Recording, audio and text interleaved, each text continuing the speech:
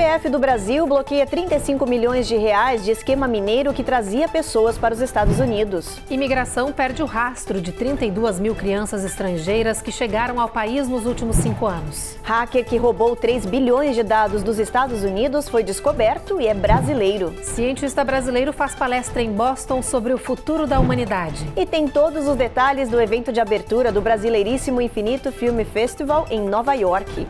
Muito bom estar aqui, mas infinitamente melhor quando a gente vem a trabalho, que eu venho cantar.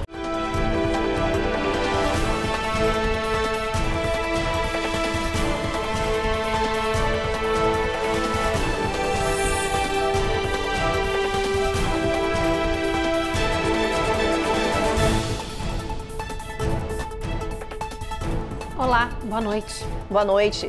A Polícia Federal Brasileira bloqueou 35 milhões de reais de um esquema suspeito de ajudar na imigração ilegal de pessoas aqui para os Estados Unidos. O grupo criminoso por trás dessa organização é de Minas Gerais. 6 pessoas podem ser presas nos próximos dias em conexão com os crimes. A polícia aponta que o grupo investigado em Governador Valadares promoveu a migração ilegal de 327 brasileiros, incluindo 101 menores de idade. Todos chegaram aos Estados Unidos com auxílio de atravessadores, os coiotes, na fronteira do México. Os alvos da operação de hoje da Polícia Federal Brasileira são apontados como responsáveis por organizar o esquema conhecido como Caicai, uma prática onde famílias inteiras, muitas vezes constituídas de maneira fictícia, se entregam voluntariamente às autoridades de imigração dos Estados Unidos e pedem asilo. A lei do país permite que, fazendo isso, essas pessoas possam aguardar o processo em liberdade morando no território norte-americano.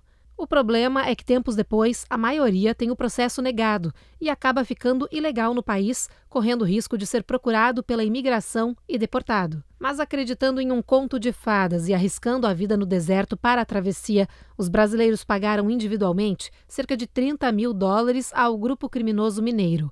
Agora, a PF procura por 6 pessoas envolvidas no esquema que, se presas, podem ficar até 14 anos atrás das grades. Ainda falando de imigração, um novo relatório do Departamento de Segurança Interna fez uma revelação chocante. O ICE, a Polícia de Imigração, perdeu o rastro de 32 mil crianças imigrantes desacompanhadas dentro do território norte-americano. Um relatório apresentado pelo Departamento de Segurança Interna dos Estados Unidos apontou que nos últimos 5 anos, mais de 32 mil crianças imigrantes desacompanhadas não foram rastreadas pelo ICE, a Polícia de Imigração. Esses menores imigrantes entraram no país pela fronteira sul e passaram da custódia do Departamento de Homeland Security para o Departamento de Imigração, mas não foram monitorados ou acompanhados. Agora, o ICE não sabe explicar onde essas crianças estão e como podem ser encontradas. O governo teme que esse número seja ainda maior, já que entre 2019 e 2023, aproximadamente 291 mil menores imigrantes cruzaram a fronteira sul. Agora, esses menores aguardam em liberdade as audiências marcadas nos tribunais de imigração, como determina o Acordo de Flores de 1997. O Departamento de Segurança Interna cobrou a localização total desses menores, mas até agora não obteve resposta. Essa falha no procedimento das 2 agências, que são distintas, aumentou a pressão sobre o governo Biden, acusado de deixar um número recorde de imigrantes entrarem no país. Em 4 anos de governo, 3,3 milhões de estrangeiros já cruzaram a fronteira, incluindo crianças desacompanhadas. Na Califórnia, o governo fez um anúncio que animou centenas de estudantes indocumentados que moram no estado. Uma verba de quase $400 milhões para financiar ensino superior para os jovens de baixa renda, incluindo os imigrantes sem status. A medida vai beneficiar os alunos que se formaram no colegial no último ano letivo e que ficaram sem opção de estudo. Mas para receber esse benefício financeiro, os estudantes indocumentados precisam preencher um formulário que se chama California Dream Act. Esse formulário vence no dia 3 de setembro. Depois desse prazo, os estudantes perdem a oportunidade de receber ajuda financeira para poder estudar. Os imigrantes que se qualificarem vão poder cursar ensino superior em 116 faculdades comunitárias que são parceiras do governo da Califórnia. A seguir tem os detalhes do último dia da Convenção Democrata e da agenda de Trump na fronteira sul. E a gente te conta o que Lula e Bill Clinton conversaram por telefone ontem, após o evento democrata terminar em Chicago.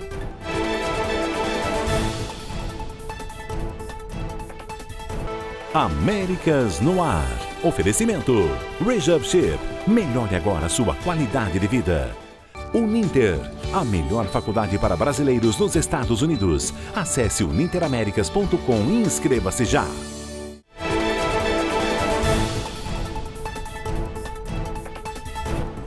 O ex-presidente Donald Trump visitou a fronteira sul no Arizona, fez um discurso agressivo contra os democratas e prometeu ser linha dura quando se fala de indocumentados. Ele usou o muro que separa os Estados Unidos do México para mostrar as falhas do governo atual. A imigração ilegal é um dos principais temas desta eleição presidencial. Trump discursou em um cenário de estrada de terra ao lado de um trecho da fronteira sul. Ele apontou que o muro construído era resultado do seu governo, enquanto as pilhas de vigas de aço empoeiradas eram dos democratas. Ele reforçou as promessas de segurança na fronteira sul. We will impose tough new sentences on illegal alien criminals. These include Vamos impor novas sentenças aos criminosos.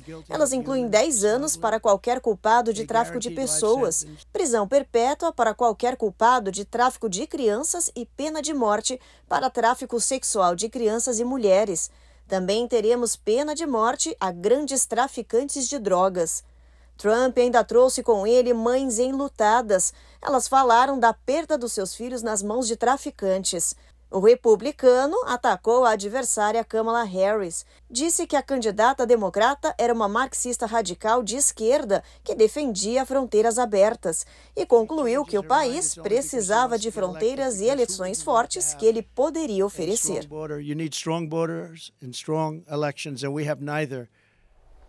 Já em Chicago, terminou a Convenção Nacional do Partido Democrata, que ontem teve o esperado discurso de Kamala Harris. Ao aceitar a nomeação como candidata à presidência, Kamala se tornou a primeira mulher negra a ocupar essa posição no partido. Kamala subiu ao palco e mostrou uma mudança de narrativa do Partido Democrata, que se unificou após a indicação dela à Casa Branca. Desde então, com uma rápida ascensão, a vice-presidente norte-americana tem focado sua campanha na classe média, nas mulheres e indecisos. Our nation with this election has a precious, fleeting opportunity to move past the bitterness, cynicism, and divisive battles of the past. No discurso, a ex-procuradora da Califórnia, filha de imigrantes, falou abertamente de seus posicionamentos. Defendeu os direitos reprodutivos das mulheres e a manutenção da democracia e prometeu ser presidente para todos, independentemente de partidos. Kamala disse que vai lutar para defender as fronteiras, melhorar a economia, avançar nas pautas do meio ambiente e retomar a força dos Estados Unidos como líder mundial, promovendo paz no mundo e pressionando pelo fim das guerras no Oriente Médio e leste europeu. Donald Trump is an unserious man. A democrata também usou parte do tempo no palco para criticar o opositor Donald Trump, dizendo que um segundo mandato do ex-presidente representa um risco para o país, já que ele governa para si próprio e não para o povo. E após o encerramento da Convenção Democrata, o presidente Lula e o ex-presidente dos Estados Unidos, Bill Clinton, tiveram uma conversa por telefone. Os líderes falaram por mais de meia hora, segundo o Palácio do Planalto. Lula teria elogiado o discurso de Clinton na convenção em Chicago e se disse contente com a escolha de Kamala como candidata à Casa Branca. Eles trataram ainda sobre compromissos ambientais. Bill Clinton elogiou o Brasil nos avanços pelo combate do desmatamento e convidou Lula para um evento da Fundação Clinton sobre mudanças climáticas em setembro, quando acontece a Assembleia Geral da ONU em Nova York. Na conversa, os dois líderes também destacaram a importância de fortalecer a democracia no mundo para barrar a ascensão do extremismo. No próximo bloco, o hacker que roubou 3 bilhões de dados nos Estados Unidos é descoberto e é brasileiro. E a gente explica os principais fatos sobre a vacina atualizada contra a Covid-19, que em breve será liberada.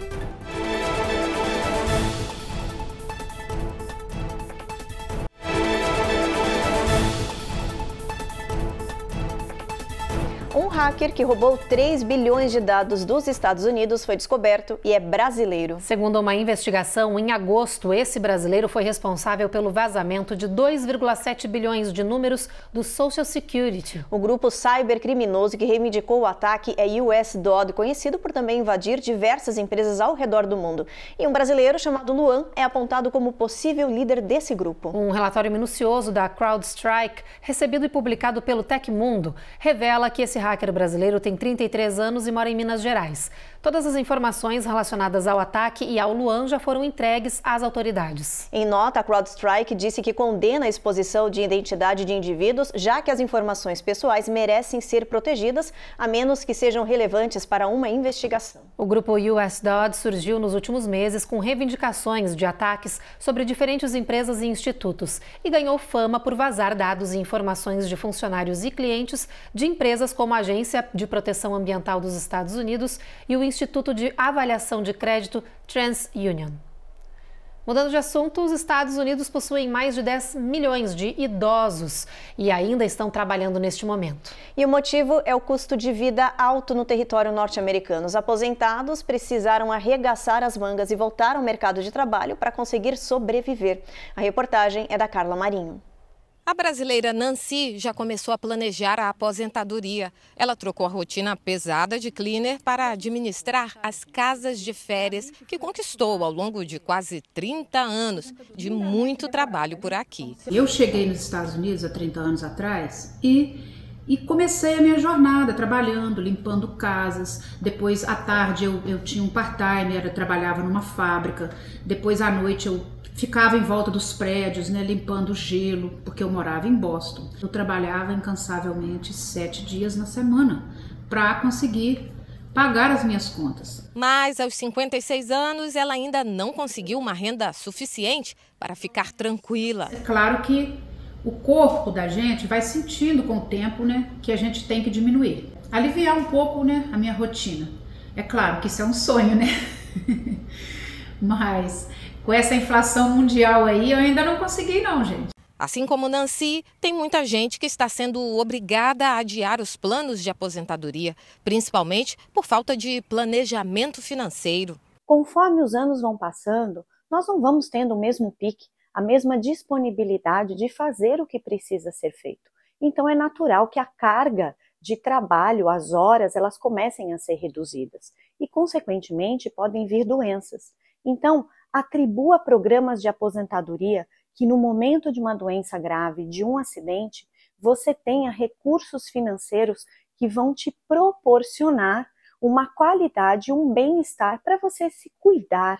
E esse planejamento se torna ainda mais importante quando se percebe que o pagamento mensal da Previdência Social não chega nem perto de cobrir as despesas básicas. A inflação, os aluguéis altos e salários achatados estão pressionando o custo de vida dos Estados Unidos e forçando muito idoso a arregaçarem as mangas e voltarem a trabalhar. Segundo pesquisa nacional, 1 em cada 5 pessoas com 65 anos ou mais ainda integra a força de trabalho no país, o que representa mais de 10 milhões e meio de pessoas. A Flórida está entre os estados com o maior número de trabalhadores idosos. Possui várias cidades entre os top 10 do ranking nacional de aposentados ainda em atividade. Fort Lauderdale, Hollywood, Tampa e aqui em Orlando. Para a especialista, mesmo com a idade chegando, ainda é possível garantir uma renda e reduzir a carga de trabalho. Nem que você comece com 10, 20% do que você ganha, dependendo do momento que você cria um hábito como ir na academia, comece com um pouco, mas não deixe de fazer. Essa é a minha dica para você se preparar para a sua aposentadoria e o seu eu do futuro. Ficará muito feliz. Com a proximidade do outono e um aumento considerável nos casos de coronavírus, as vacinas atualizadas contra a Covid-19 receberam um sinal verde aqui nos Estados Unidos. Agora, após aprovar as novas doses da Moderna e da Pfizer, a FDA espera que os imunizantes já estejam disponíveis em farmácias e clínicas nos próximos dias. A quantidade de testes humanos feitos para detectar a Covid caíram e muito no país. Por isso, segundo as autoridades, hoje não é possível saber com exatidão o nível de casos da doença nos Estados Unidos. Mas uma forma de medir a presença do vírus é através de testes nas águas residuais. E segundo a análise do CDC, a contaminação atual é considerada muito alta nacionalmente. Segundo os médicos, isso indica que o vírus está bem espalhado e com potencial para provocar surtos graves. A única forma de se prevenir é se vacinando. Então, aqui vai o que você precisa saber sobre as doses atualizadas contra a Covid-19 que estarão disponíveis antes da chegada do outono. Fato 1. O CDC recomenda que todos com mais de 6 meses recebam as doses, principalmente aqueles mais vulneráveis, devido a fatores como idade ou condições médicas. Fato 2. Hoje, as novas variantes estão por trás do aumento recente de casos no país. Fato 3. Especialistas alertam que essa última vacina vai proteger contra todas as cepas que até agora se espalharam. Se você tomou a vacina no ano passado ou teve uma infecção, esses anticorpos não vão corresponder às cepas que estão circulando agora. Por isso, é importante tomar a vacina atualizada, diz o especialista em doenças infecciosas da Cleveland Clinic. Continuando a nossa lista, fato 4. É seguro tomar a vacina da Covid-19 e da gripe ao mesmo tempo. E por último, fato 5. A vacina atualizada contra a Covid não apenas protege você contra a doença, mas também aqueles com quem você se importa, evitando a chance de espalhar o vírus para outras pessoas. It's a good idea for you to get vaccinated to protect them and not just yourself. Depois do intervalo, cientista brasileiro fala sobre o futuro da humanidade em palestra em Boston. E tem todos os detalhes do evento de abertura do brasileiríssimo Infinito Film Festival em Nova York.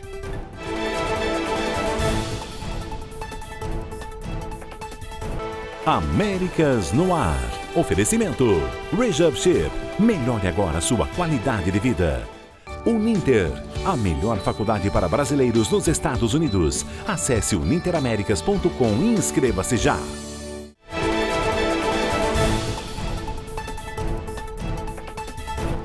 O Consulado-Geral do Brasil em Boston parou ontem à noite para acompanhar a palestra de um renomado cientista, físico e astrônomo brasileiro, o Marcelo Gleiser. Ele falou sobre o futuro da humanidade, do nosso planeta, abordou o mistério do universo e também discutiu sobre a chegada da inteligência artificial. Os detalhes com a repórter Giovanna Lucatelli.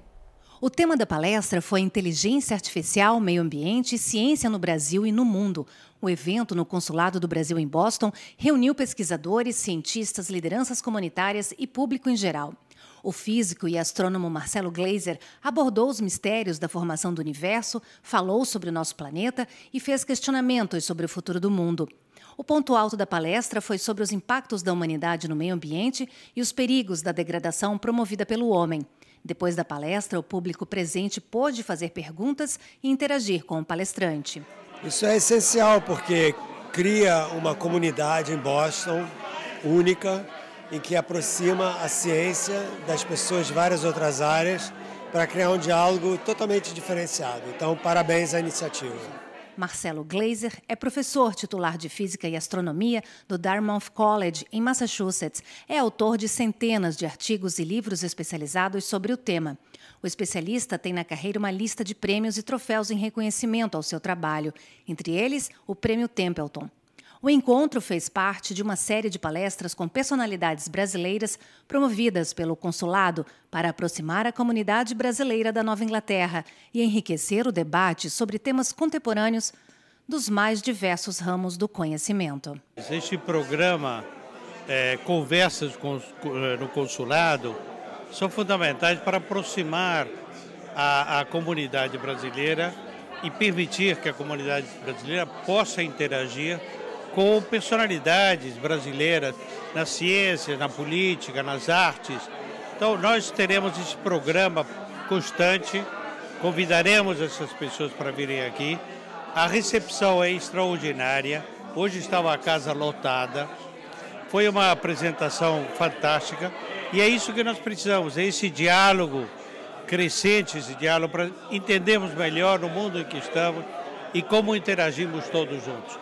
E essa é a função e a vocação desse consulado. Agora a gente traz um alerta para os brasileiros no Havaí. Uma tempestade tropical surgiu rapidamente no Pacífico e segue rumo às ilhas. Nomeada como Ron, essa formação está ganhando força desde a última madrugada e há chance de atingir categoria de furacão. O monitoramento do Centro Nacional de Furacões mostra que Ron se move a 14 milhas por hora e está a 900 milhas de Honolulu. São os ventos atuais de 40 milhas por hora que, segundo os meteorologistas, podem fazer essa tempestade ser impulsionada ainda pelo furacão Gilma, que está ao lado no Pacífico. A previsão é de que a tempestade Ron toque o solo da ilha no Havaí no domingo pela manhã, subindo em direção às outras ilhas. As autoridades chamam a atenção para a evolução rápida dessa tempestade, que pode ainda se alterar nas próximas horas. Por isso, todo mundo deve estar em alerta. E a gente vai estar acompanhando essa tempestade, trazendo as notícias para vocês também. Vamos dar uma olhadinha no mapa, ver agora como é que vai estar a previsão do clima em boa parte do país aqui no final de semana. Olha, em Boston a gente tem chuva mínima de 64, máxima de 77.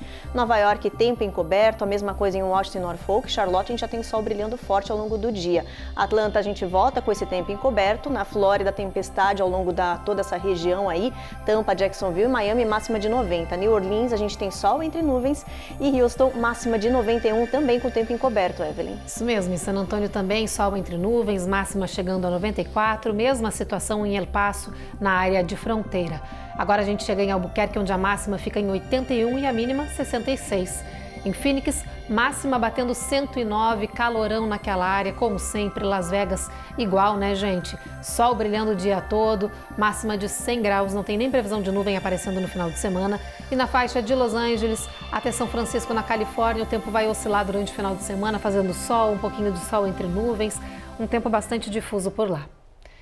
E começou em Nova York o maior e mais importante festival de cinema brasileiro dos Estados Unidos, que já faz parte do calendário cultural da cidade, o Infinito Brazilian Film Festival. E para comemorar esse evento, os brasileiros ganharam um show gratuito no Central Park com a rainha do samba, Alcione. A reportagem é da Carolina Camargo. Nova York é uma cidade especial, é sempre muito bom estar aqui, mas infinitamente melhor quando a gente vem a trabalho, que eu venho cantar. Alcione fez essa declaração pouco antes de começar a apresentação e soltar seu vozeirão para uma multidão de fãs no show gratuito no Central Park. De repente é mais uma vez que você me procura. Alcione é Alcione, não tem palavra para descrever, né? A melhor. Eu tô em êxtase, valeu muito a pena estar aqui. A apresentação marcou o retorno da Marrom, como a cantora é carinhosamente conhecida pelo público brasileiro, aos Estados Unidos após um hiato de 3 anos. O show foi uma parceria de um evento da cidade, o Summer Stage, com o Infinito Brazilian Film Festival.